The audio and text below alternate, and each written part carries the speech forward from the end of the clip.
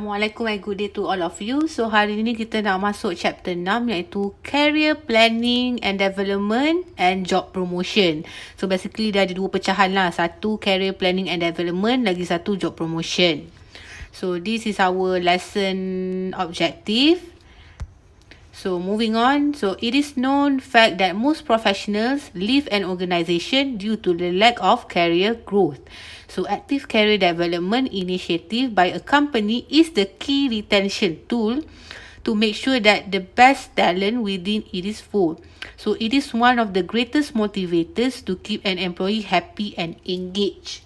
So the company or kita kata the organisation, sometimes they don't think of employee development as just as a training only.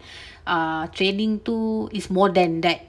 So bila a company, organisation value that, so pekerja tu kata apa, employee tu sendiri dia ada ada motivators lah untuk teruskan bekerja, untuk terus menyumbang kepada organisasi tu.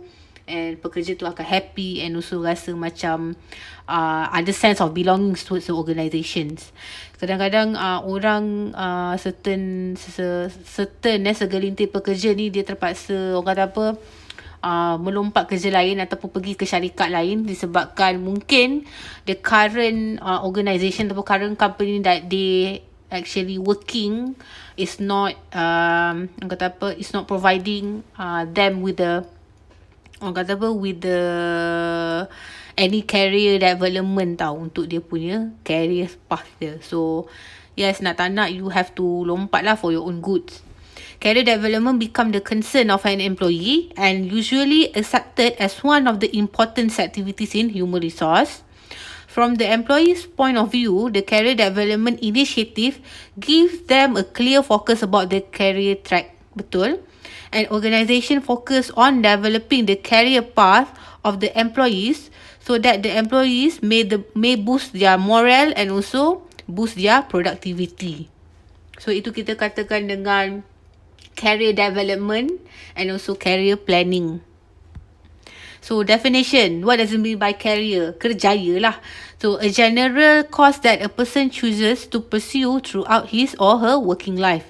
Next, career also is known as the occupational position a person has had over many years. And career also is the series of work related to positions a person occupies throughout the life. So career, kerjaya lah, you punya kerja. So career planning ataupun kita kata perancangan kerjaya you tu. So basically career planning is an ongoing process whereby an individual ataupun an employee sets the career goal and identify the means to achieve them. Maksudnya identify what to do in order for them, for this employee to achieve their goals. So for example macam contoh career planning you all lepas habis belajar nanti sama juga macam saya, mungkin sebelum saya masuk kerja alam pekerjaan, I will read more. Maksudnya kita develop our own knowledge.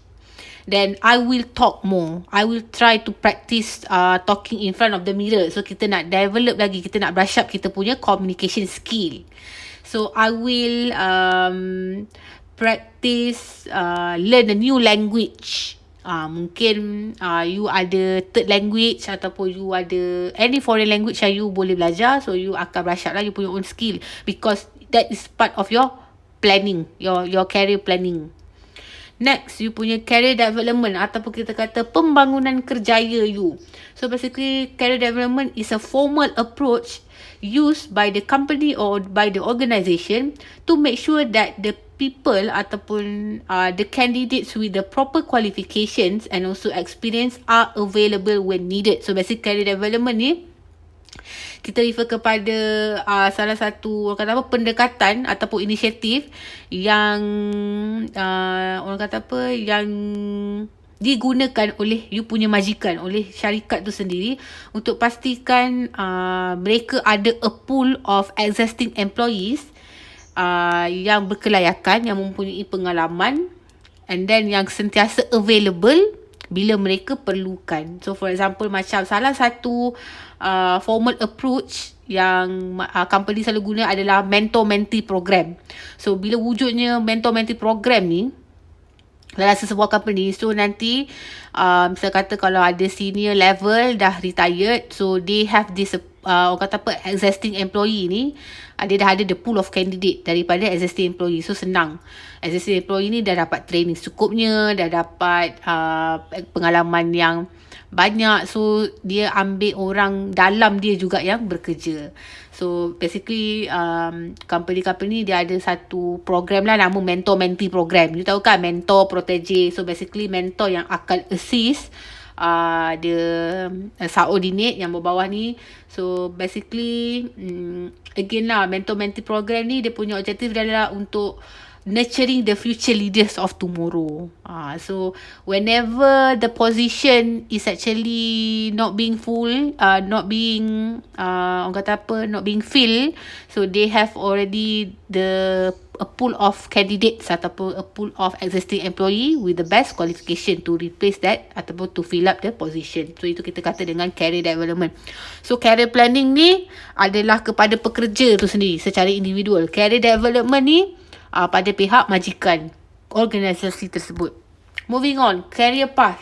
Kita kata haluan kerjaya you. Career path is a flexible line of movement through which a person may travel during work life. So basically lepas fresh graduate, you start dengan junior exec level. Next, you akan naik sikit high senior exec level. Then you jadi pula manager, you jadi supervisor. Itu kita kata dengan career path. Maksudnya you naik pangkat lah, daripada mula-mula junior level sampailah you dapat dekat high level. Next, career goal. You punya objektif kerjaya you. Apa yang you nak capai? Matlamat kerjaya you. The future position one strive to reach as part of a career. So basically bila orang kata apa, bila you ada a clear path of growth, you ada orang kata apa, being provided with a good career development by the organisation, so that makes the people ataupun employee want to stay with the organisation for a long time. So again dekat untuk career development and also career planning ni sangat penting bagi dua-dua pihak lah, pekerja tu sendiri and also majikan tu juga. Moving on. So what are the importance of career planning and development? So kenapa CDP ni sangat penting? First kali adalah lower turnover. So untuk majikan, mereka perlu ada a good career development initiative ni supaya tak adalah berlakunya krisis-krisis di mana pekerja-pekerja mereka terpaksa melompat ke syarikat lain. So increase the employee loyalty to the organisation. So macam mana yang dia nak increase the employee punya loyalty tu, dia kena create a good career development program lah. Contoh macam mentor-mentee program tadi. So bila you ada bila majikan you wujudkan salah satu program macam mentor-mentee program ni, so you secara tak langsung you rasa macam you punya orang kata apa, position untuk bekerja dengan company tu long term tau. Sangat lama sebab you rasa you telah diberi jaminan oleh majikan you. At the same time, in return, majikan dapat you punya loyalty lah, ketaat setiaan awak tu dekat majikan tu. So maksudnya nanti budak ni dia dah lama bekerja dengan aku, dia akan contribute banyak dekat company aku. So I don't have to find any new employees.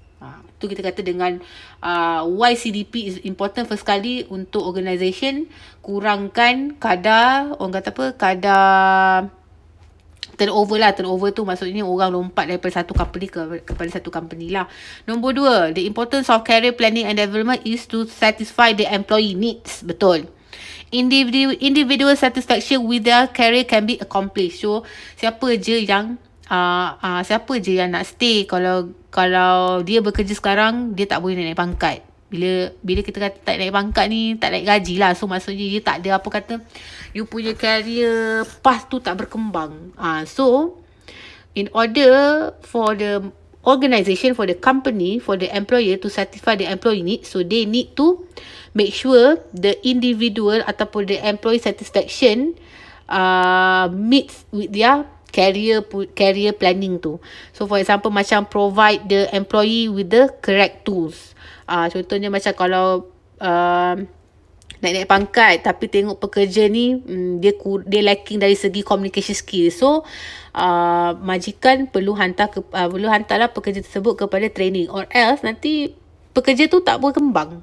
Dia tak pandai lah. Dia tak pandai nak berkomunikasi. So, dia tak ada growth kat situ. Kalau dia nak cari kerja lain pun, dia susah. Sebab dia tak ada, orang kata apa, tak ada care, tak ada growth lah. Maksudnya, tak mengembang dia punya communication skill dia. So, next, moving on.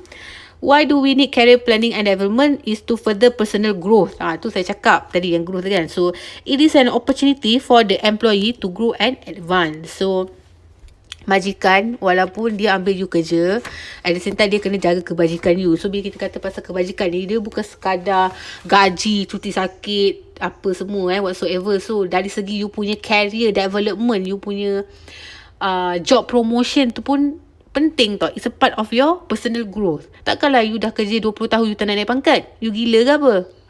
So itu kita kata why career planning and development is very important. So moving on.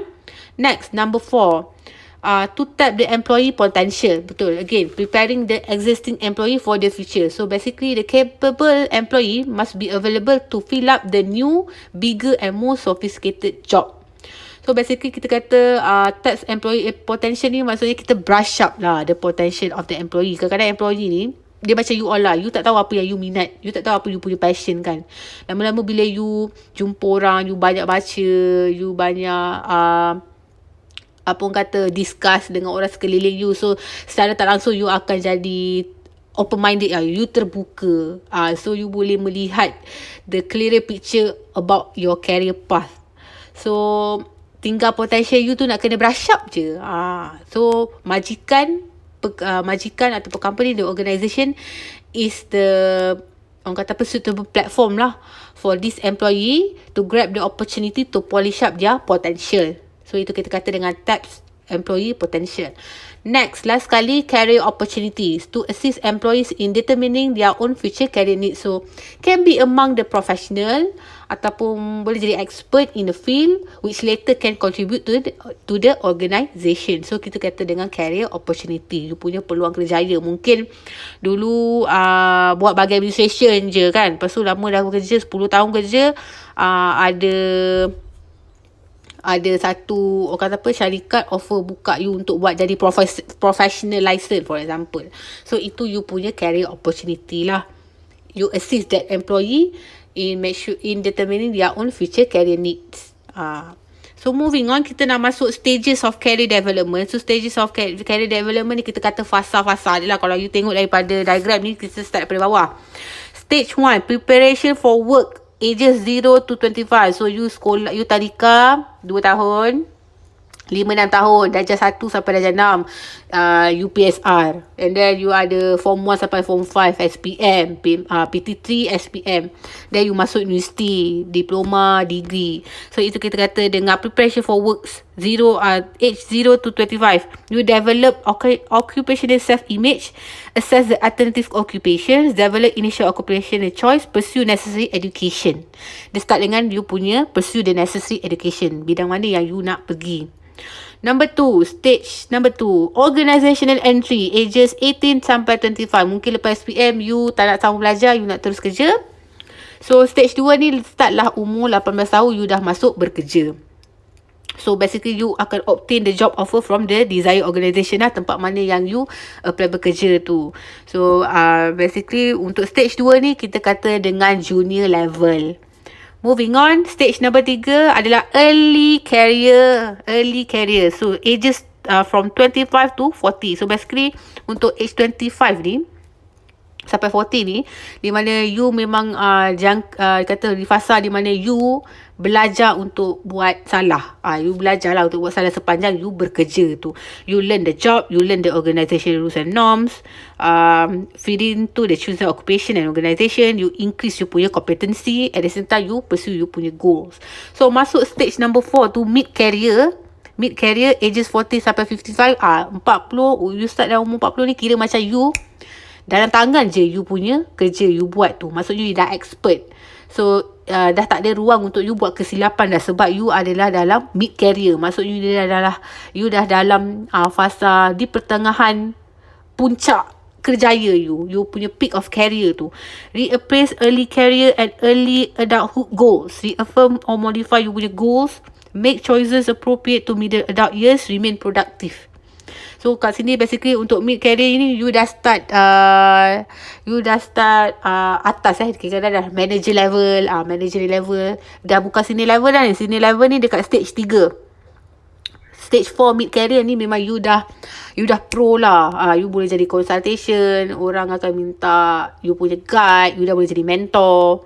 So stage number 5 adalah late career, which is you punya 5 tahun terakhir sebelum you bersara, retirement. Remain productive in the work, maintain self-esteem, prepare for effective retirement. So itu kita kata dengan stages of career development lah. Fasa-fasa you punya pembangunan kerjaya tu.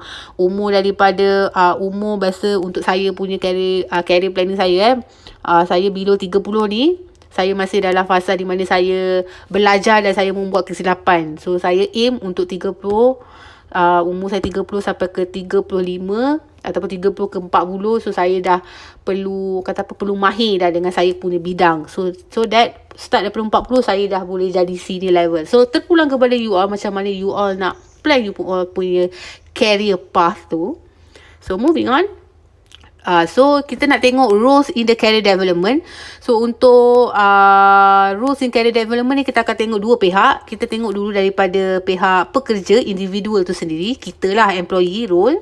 First sekali, kita pun dalam career development ni bukan sahaja majikan yang memperanan, awak sendiri pun sebagai individu yang bakal bekerja satu hari nanti pun, awak pun perlu main peranan dalam career development program. Takkanlah majikan je beria, korang tak beria, tak aci lah kan. So dia jadi macam tepuk sebelah tangan je. Tak ada function pun kalau majikan je beria, hantar korang pergi mentor-mentee program for example kan, tapi korang tak ada bagi participation. So such a waste lah, sebab money has to spend the money on you. So apakah employee role? First kali adalah accept responsibility for your own career, which is correct. Sebab tu lah you kena ada career planning. You kena adalah you all punya own career planning. Takkanlah semua benda majikan nak kena buat. You dah besar, so you kena fikir sendiri. You tengok diagram sebelah tu, dia ada dia punya career map. You start daripada bawah, you are here, bawah tu. Macam mana you nak achieve that top position. Number 2, assess your own interest, skill and value. So you, yang ni macam saya cakap lah, kalau you rasa you punya minat dalam bidang bahasa, so you ambil inisiatif untuk ambil kelas bahasa Korea ke, bahasa Jepun ke, bahasa Inggeris ke, terpulang skill. Contoh you minat berniaga, mungkin you nak pergi attend workshop digital marketing business ke, ataupun social media business ke, terpulang. Next, number 3, seek out career information and resources. So again, ini terpulang kepada individu tersebut, macam mana dia nak dapatkan information tentang dia punya haluan kerjaya dia. Kalau you pernah dulu kat sekolah, you ada unit counselling, betul tak? Cikgu counselling akan tanya apa you punya cita-cita, apa you punya kerjaya. Inilah kita kata dengan you punya career development. So number 4, establish goals and career plan. So you perlu ada you punya future planning. Mungkin satu hari nanti you nak jadi penjawat awam.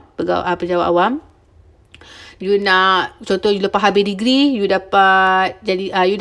lulus SPA, so you start daripada grade N41. So you nak naik jadi 51 ke 52 ke, itu you punya career plan lah, you punya goal. Next, utilize development opportunities.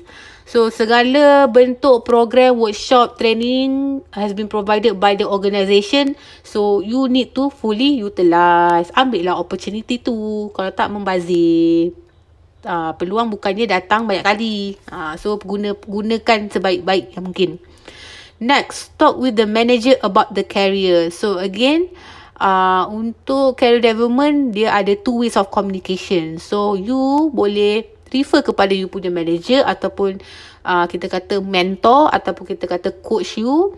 Tanyalah orang yang dah lebih berpengalaman kan. Contoh macam tanya dia, apa yang perlu saya buat in order for me to develop my career. So mungkin waktu zaman dia, the career development tu dah lain. Zaman kita dah lain. So terpulang, again you need to seek out for your career information and resources lah. You perlu update dengan current issues. Last but not least, you need to follow through on realistic career plan. So again you punya career plan tu perlulah realistic. Bukanlah yang macam orang kata apa, tak apa, cita-cita angan-angan besar tu tak apa, tapi pastikan benda tu realistik. Realistik tu maksudnya nyata lah, berpijak pada bumi yang nyata, jangan yang merepek-repek. So itu kita kata dengan realistic career plans. So itu adalah role employee roles dalam career development. So sekarang kita nak tengok majikan pula. So untuk majikan, first kali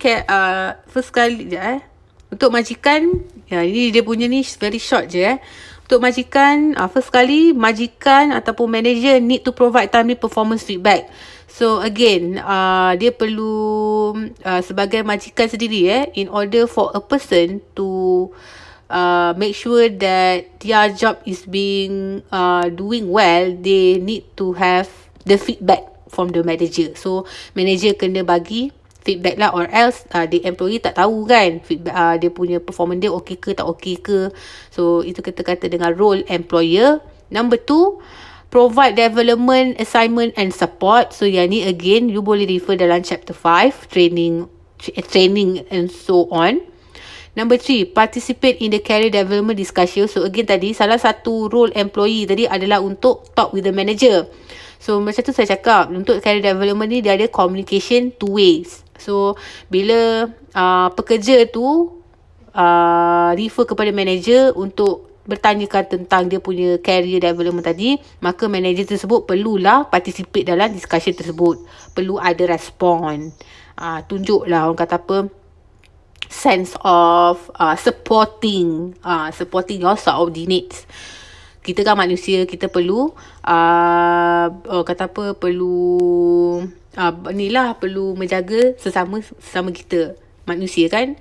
So next, support employee development plan. So bila you tengok dia punya career map tadi, manager kan, dia tengok dia punya tengok pekerja dia punya career map tadi, macam agak complicated lah.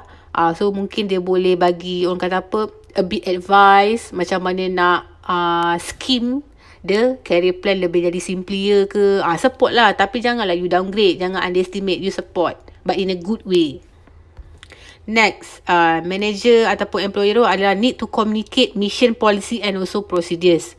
So again, in order for the organisation to achieve its goal, the organisation must make sure the employees understand the mission, the policy and also the procedures of the organisation, or else employee tu tak tahulah apa yang dia buat. Dia tak tahu kerja dia apa, kerja dia sebenarnya untuk apa. So itulah salah satu fungsi majikan. Next, employer also need to provide training and development opportunity. So ni chapter 5. Next, provide career information and career program. So macam tadi, employee's role tadi adalah salah satu dia adalah untuk seek out the career information and resources. So siapa yang akan bagi career information and resources adalah majikan tu sendirilah. Majikan tu sendiri mungkin majikan tu sendiri yang kena provide the information, or else pekerja ni tak tahu apa perkembangan semasa tentang organisasi tu. Contoh macam pertukaran board of directors ke, pertukaran polisi ke, prosedur ke. So benda-benda macam tu majikan perlu notify pekerja, employee tadi. So last but not least, employer need to offer a variety of career options. So kadang-kadang kerjaya you tu rupanya dia bukan satu line je, dia ada banyak cabang lagi. So majikan perlu ada sense of responsibility to offer this employee a variety of career options. Maksudnya dia punya orang kata apa, career development dia tu tak stop sampai situ saja. Ada lagi peluang dia untuk ke depan. So itu kita kata dengan employer role. So Miss, apakah program ataupun metod-metod dalam career development ni? So kita akan tengok dia ada 6 First kali ada career workbook. So basically career workbook ni kadang-kadang company ni dia akan bagi satu macam buku macam buku teks kan. So dalam buku teks tu dia akan provide kalau compilation of material macam mana nak assist pekerja-pekerja ni dalam dia punya career planning and also development. So again, setiap organisasi dia punya career workbook tu lain-lain lah, beza-beza sebab prosedur dia lain, dia punya policy dia lain. So you boleh baca dia punya elaboration. Number 2, career workshop. Ini kita kata dengan majikan ataupun syarikat tu sendiri mengadakan bengkel kerjaya. So yang ni you tahu kan bengkel kerjaya ni macam mana. Kalau waktu sekolah dulu panggil motivator ke, counselor ke, untuk level orang dah bekerja, dia akan panggil lah orang yang specific within that industry, yang memang orang yang betul-betul pakar dalam sesuatu bidang tu lah. Dia akan bagi talk ke, buat orang kata apa, buat bengkel macam workshop, buat bagi talk, buat brainstorming ke, ice breaking ke, session discussion session ke dengan seseorang yang pakar dalam sesuatu bidang. Number 3, career mentoring. So career mentoring ni macam saya cakap lah, ada mentor-mentee program. So mentor adalah basically manager ataupun kita kata yang senior level executive, dia yang akan assist the subordinate. Number 4, career counselling. So basically untuk organisasi, career counsellor adalah HR lah, orang human resource. So basically career counselling ni HR dia akan offer any orang kata apa, consultation about career development lah, apa yang seseorang pekerja memerlukan in order this pekerja untuk develop dia punya career. Number 5, career self-management training. So career self-management training ni basically dia bagi macam mana nak kata bagi feedback macam you buat entrance exit survey, macam tu lah. So basically career self-management training ni online. Dia blast by email ke. So basically ini internal lah, dia bergantung kepada organisasi tersebut lah, macam mana dia nak run dia punya own self-management training. So last kali adalah career development feedback. So basically career development feedback ni more kepada one-to-one discussion, meeting, ceritalah pasal mungkin basically macam career development feedback ni kadang-kadang dia boleh jadi group, kadang-kadang one to one lah, kadang-kadang formal, kadang-kadang informal. Sebab kadang-kadang dia cerita pasal performance you, mungkin performance you kurang memberangsangkan, so dia effect dia kepada you punya salary appraisal ke, and then mungkin you diberi warning ke. So itu kita kata dengan career development feedback. So tapi basically career development feedback ni adalah benda-benda yang positif lah untuk pekerja tu. So employee strength and also weaknesses will be mutually noted as the supervisor punya references. So basically sebab tu you ada, bila you bekerja, you bukan kerja seorang, you kerja dalam satu team. So dalam satu team tu you ada supervisor, and then dalam supervisor, atas supervisor you ada manager. So based on the note by manager and supervisor tu lah, you akan dapat you punya feedback on your job. So what are the challenges in career development and also planning? First kali adalah kita tengok especially untuk golongan wanita, kaum wanita. So untuk kaum wanita ni dia agak susah sikit sebab ada orang kata apa, ada sexism in the workplace. Sexism ni maksudnya gender bias lah. So tak orang kata apa, susah sikit nak nampak perempuan ni ada dekat top management. Kalau ada pun jarang-jarang lah, tak ramai.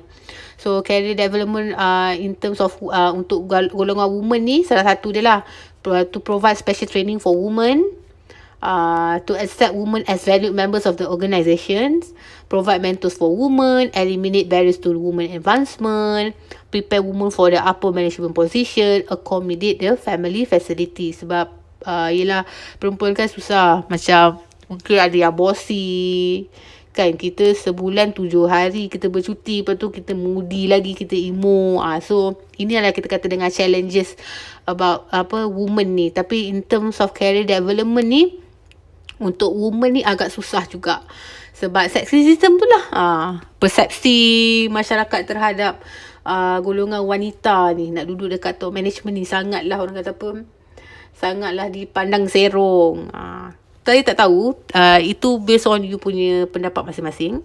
Nombor 2, career development in terms of minority group. So minority group ni tadi adalah golongan wanita. Nombor 2 adalah untuk minority. So minority ni refer kepada orang-orang OKU, for example OKU, ataupun kita kata dengan mungkin sebab orang tu berlainan etnik, dia consider minority, ataupun consider as minority dari segi bangsa, race. So kalau you pernah tengok satu movie, English movie nama dia Hidden Figures, yang 3 orang African American mathematicians tu, yang dia tolong buatkan formula tentang John Glenn's launch kepada orbit tu kan.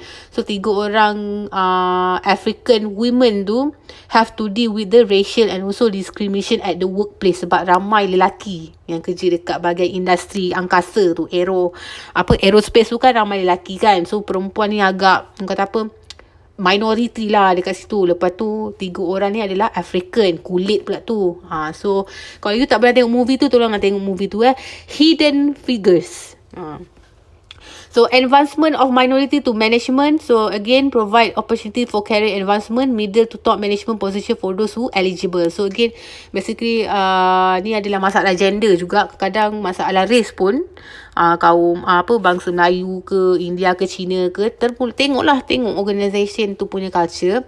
Kadang-kadang orang OKU contoh macam orang OKU ni paling, orang kata, golongan minority yang being discriminated disebabkan mereka OKU, diorang susah nak naik pangkat. Ada isu tu juga. Jangan terkejut. So next point dia kata apa? Providing internship. Provide opportunities to learn on the job and gain hands-on experience to enrich their knowledge, skill and also attitude. So basically yang untuk bawah sekali ni, kita refer kepada career development for minority. Minority refer kepada fresh graduates macam kita semua ni.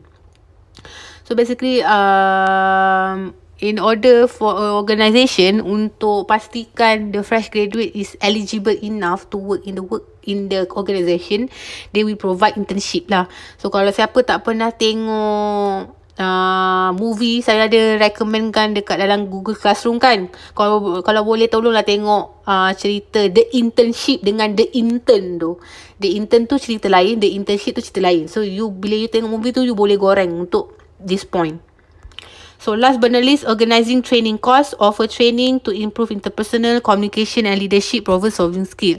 So ini adalah challenges dalam career development, sebab majikan, the organisation and also HR, dia nak organize the training course ni bukan senang sangat susah. So, and then nak improve the interpersonal ni, kita semua orang rambut hitam sama, tapi kata apa, pemikiran, mentality kita berbeza-beza. So kita tak tahu keperluan orang tu sama ke tak dengan keperluan kita. So itu kita kata dengan challenges lah